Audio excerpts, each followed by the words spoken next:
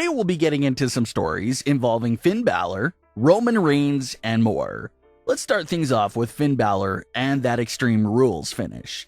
So it's been a few days now to digest the Extreme Rules main event finish of the top rope snapping on Finn Balor. It was no doubt weird, strange, and unexpected, but it did its job. The Demon has been around for 6 years and has only lost 2 matches. So when it comes to a character like that, you do have to go out of the box for how he's handled. If Roman was to go out there and completely mop the floor with the Demon Finn Balor, the character would be ruined, and obviously no one would take him serious again. But the fact that the Demon had Roman on the ropes, overcame the Bloodline's cheating ways, and was right there before the top rope snapped shows us that he had a legitimate shot.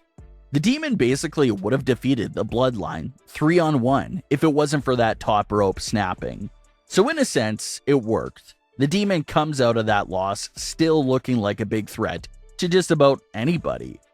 There's also been fan-recorded footage of the Extreme Rules finishing floating around on social media that's going viral. The fan who recorded the footage was sitting towards the top of the arena and had a good shot of the entire ring. And while Finn was standing on the top rope, a WWE cameraman walked up to the turnbuckle that was off-screen across from Finn and cut the top rope with a knife before stepping down and acting like an ordinary cameraman again. So there goes the explanation to why they turned down the lights and had this theme blasting in the arena during those closing moments. It was just served as a distraction so that it'll be much harder to see the cameraman cutting down the top rope. So that was the WWE magic of that segment. But with this footage now being out there of this mysterious man running up and cutting the top rope on Finn, it has fans wondering if this could have been used as an actual storyline. And it's interesting because it actually wouldn't have been so bad. WWE themselves, and even a majority of the fans, all love mystery person storylines. It's great for theories and gets everyone talking about who can be behind a certain mystery character in a storyline. And this moment could have been one of them. Everyone could have been talking about who kept the top rope on the Demon. Who was there helping out Roman? Is this a new Bloodline member? Those would have been all questions we could be asking right now if that moment was a part of the storyline. Who was out there, storyline-wise?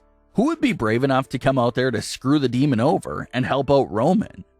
Some fans joked about John Cena fitting the description since he already screwed Finn out of a SummerSlam title match. So he cut down the top rope to finish the job and keep Finn away from the title once again. Even though that's all a joke, it still is a very interesting scenario to talk about. It could have been someone that has a personal issue with Finn Balor, or it could have been Roman's latest addition to the faction.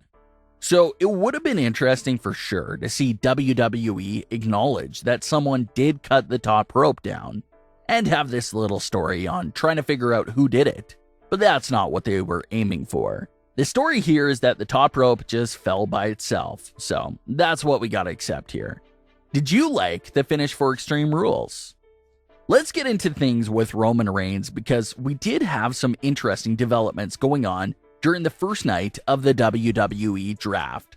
Brock Lesnar confronts Roman Reigns at the start of the show, then disappears later on in a backstage segment to make a public announcement on how he is a free agent, won't be tied down to either brand, does whatever he wants, and how it's all thanks to his good friend, Paul Heyman. In reality, it's a great move to move Brock Lesnar as a free agent. John Cena seems to fall under that same category as well. It basically means that the free agent superstars can bounce back and forth between programs on Raw and SmackDown without having to stay on one brand. So in Brock Lesnar's case, if there is a matchup for him over on Raw after the Roman Reigns match, Brock can just jump over to Raw to feud with that individual. No questions asked. So it's a great thing because you'll be spreading Brock on both shows. But storyline-wise, it seems like Paul Heyman was the mastermind behind Brock Lesnar's draft status.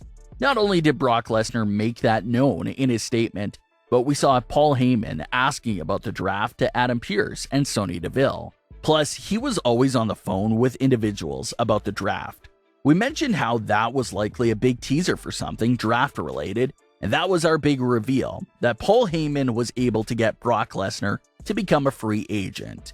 It's interesting because Heyman says he hasn't talked to Brock Lesnar in over a year, but he's doing some draft work for Brock.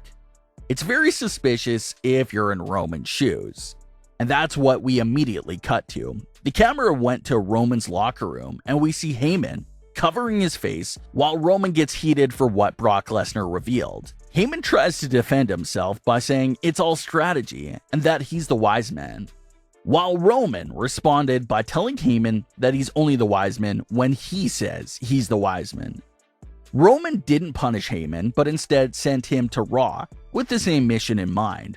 Roman wants Heyman to do whatever it takes to make sure Jimmy and Jay get drafted to SmackDown, and if they don't get drafted to SmackDown, he wants them to raise hell on Raw. Now, logic-wise, Jimmy and Jay are most definitely coming back to SmackDown. Raw already drafted the Raw Tag Team Champions to Raw, so they realistically can't draft the SmackDown Tag Team Champions as well. There's also other giveaways like the fact that Naomi was drafted to SmackDown, and WWE keeps couples on the same brand. So that means her husband is still staying on SmackDown. So all signs are already pointing to Jimmy and Jay remaining on SmackDown. But for dramatic TV effect and for the storyline, Paul Heyman and the Usos will be going to Raw with this mission in mind: get the Usos drafted back to SmackDown. The fact that Heyman is doing work for Brock Lesnar behind the scenes like this is still very suspicious though. Roman did acknowledge it by basically saying, "You did this for Brock, so do it for me."